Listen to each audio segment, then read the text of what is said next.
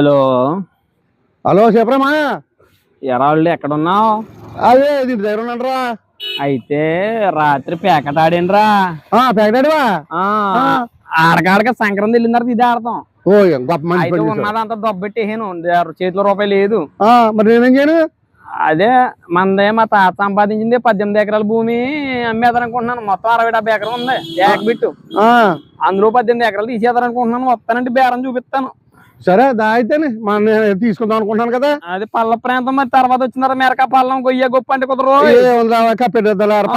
చూడు మరి నాకు ఇవాళ సరిపెట్టి డబ్బు. అదే సార్ మొత్తం అనా పైసలు ఇచ్చేద్దాం. ఓకే మా జల్లుడు నువ్వా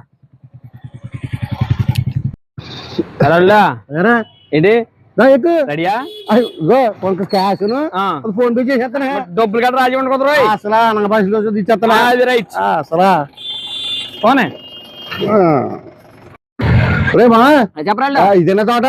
మొత్తం ఇది అంతాను 800 ఎకరం మా తాతలదా. ఓ బాగుందిరా. మొత్తం నెంబర్ 1 కాపు చెరువులు గిరువులు అని చాలా బాగుంటాయి మన తోట. దిగుబడి బాగా వస్తుంది. దిగుబడి నీకు అసలు లారీ వెళ్ళిపోద్ది.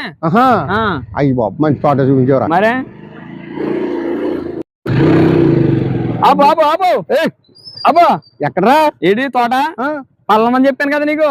చెప్పు. పల్లం చెప్పానా? ఇదిగో నీకు ఏ పక్కన కావాలంటే పక్కన రోడ్డు బాగా తీసుకో. నీకు మరి ఇదంతా మా తాత ఉందే కానంది కాడక.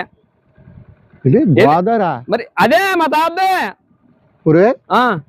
నాయుడు గడ అంటే అంత తింగర కొడుకు అయ్యి బాబోయ్ అలా కాదురా. నీ అమ్మ కొడుకు మంచోడు రా. అయ్యి బాబోయ్ ఇటు బతకనిచ్చిలాగా లేడు. ఇవాళ ఏమన్నా సరే మబ్బి కొట్టేదారనుకున్నాను కానీ ఇటు దగ్గర డబ్బు, ఇటు దగ్గర కష్టమేమో ముదరా.